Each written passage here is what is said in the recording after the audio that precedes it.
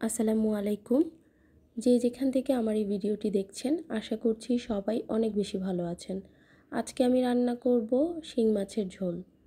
শিং মাছের ঝোলের জন্য প্রথমে আমি একটা প্যানে তেল দিয়ে দিয়েছি। তেলটা গরম হওয়ার পর দিয়ে দিচ্ছি পেঁয়াজ। আমি এখানে বেশ পরিমাণ পেঁয়াজ কুচি দিয়েছি। এর কারণ হচ্ছে যেহেতু ঝোল হবে, এটা একটু ঘন হওয়ার জন্য আমি পেঁয়াজটা দিয়েছি। নেড়ে চেড়ে পেঁয়াজটাকে আমি লাল লাল করে ভেজে নিব। তারপর আমি সব মশলা অ্যাড করব। যারা এইভাবে রান্না করেন তো করেনই, যারা করেন না এইভাবে তারা অবশ্যই কমেন্টস করে আমাকে জানাবেন আপনারা কীভাবে রান্না করেন। তাহলে আমি আপনাদের রেসিপিগুলো কিন্তু শিখে নিতে পারবো। আর আমার কাছে মনে হয় শেখার বা জানার কোনো শেষ নেই। পেঁয়াজটা লাল লাল হয়ে গিয়েছে। এর মধ্যে আমি 1 চা চামচ আদা বাটা দিয়ে দিচ্ছি, 1 চা চামচ রসুন বাটা দিয়ে দিচ্ছি। আদা রসুন বাটাটাকে আমি সবসময়ই চেষ্টা করি পেঁয়াজের মধ্যে একটু ভেজে নিতে।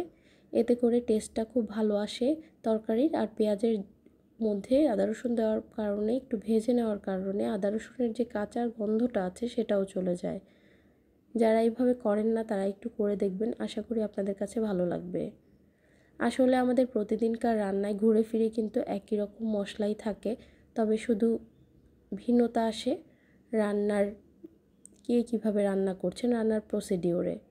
তো আমি এর মধ্যে 1 কাপ গরম পানি দিয়ে দিলাম, দিয়ে দিচ্ছি স্বাদ মতো লবণ, দিয়ে দিলাম 1 চা চামচ হলুদ গুঁড়ো, 1/2 চা চামচ মরিচের গুঁড়ো আর 1/2 চা চামচ ধনে গুঁড়ো।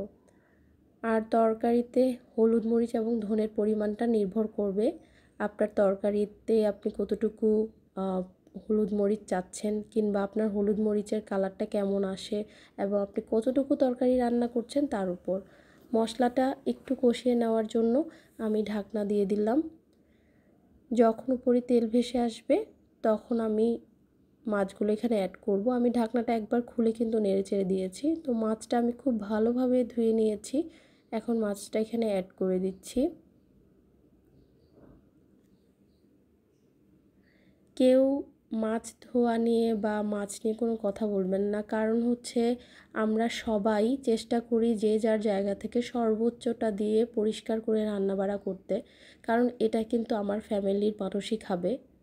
তো আমি যতটুকু পেরেছি এটা ঘষে একদম সাদা করে নেওয়ার চেষ্টা করেছি। আমি খুব ভালোভাবে একটু নেড়ে চেড়ে কষিয়ে নিচ্ছি। আর আমার এবং আপনাদের সবারই একই আসলে চেষ্টা থাকে যে পরিবারকে কিভাবে পরিষ্কার পরিচ্ছন্নতা মেনটেন করে একটা স্বাস্থ্যসম্মত খাবার খাওয়ানো যায়। তো খুব ভালোভাবে আমি নেড়ে চেড়ে দিচ্ছি। এখন এটা কষিয়ে নেওয়ার পালা। যত বেশি কষিয়ে নিব তরকারিটা কিন্তু তত বেশি মজার হবে। ঢাকনা দিয়ে দিয়েছি, এতে করে মাছ থেকে কিছুটা পানি বের হবে। আর একটু পরপর আমি নেড়ে চেড়ে দিচ্ছি। প্রতিটা তরকারি যখন আপনি কষিয়ে রান্না করবেন চেষ্টা করবেন অনেক বেশি পরিমাণে কষাতে। বিশেষ করে যে মাছগুলো আমরা আসলে কাঁচা কষিয়ে রান্না করি সেই মাছগুলোকে খুব বেশি পরিমাণে সময় নিয়ে কষিয়ে নিতে হয়, না হলে মাছের যে কাঁচা গন্ধটা আসে সেটা আসলেই তরকারিতে থেকে গেলে খেতে কোনোভাবেই ভালো লাগবে না। এখন দেখুন মাছটা থেকে বেশ ভালো পরিমাণে পানি উঠেছে। পানিটা কিছুটা আমি শুকিয়ে নিচ্ছি নেড়ে চেড়ে। আর আমি কিন্তু অনেকক্ষণ সময় ধরে কষিয়েছি। এখন আমি গরম পানি দিয়ে মাছের ঝোল দিয়ে দিচ্ছি। যেহেতু এটা শিং মাছের ঝোল তরকারি হবে, তাই ঝোলের পরিমাণটা একটু বেশি দিতে হবে। চেষ্টা করবেন গরম পানি দিয়ে ঝোল দিতে, এতে করে তরকারির টেস্টটা খুবই ভালো আসে। এই যে বলক চলে এসেছে, ঝোলটা অনেকটা ঘন হয়ে গিয়েছে। এরই মধ্যে আমি কয়েকটা কাঁচামরিচ ফালি করে দিয়ে দিচ্ছি, আর দিয়ে দিচ্ছি ধনেপাতা। কাঁচামরিচ এবং ধনেপাতা দিয়ে একটু নেড়েচেড়ে নিব। আর এই তরকারিটাতে ধনেপাতার পরিমাণটা একটু বেশি দিলে খেতে কিন্তু বেশ ভালো লাগে, ফ্লেভারটা অনেক ভালো আসে। আশা করি আমার রেসিপিতে আপনারা একবার হলেও ট্রাই করবেন, আর ট্রাই করলে অবশ্যই আমাকে জানাবেন আপনাদের কাছে কেমন লাগলো।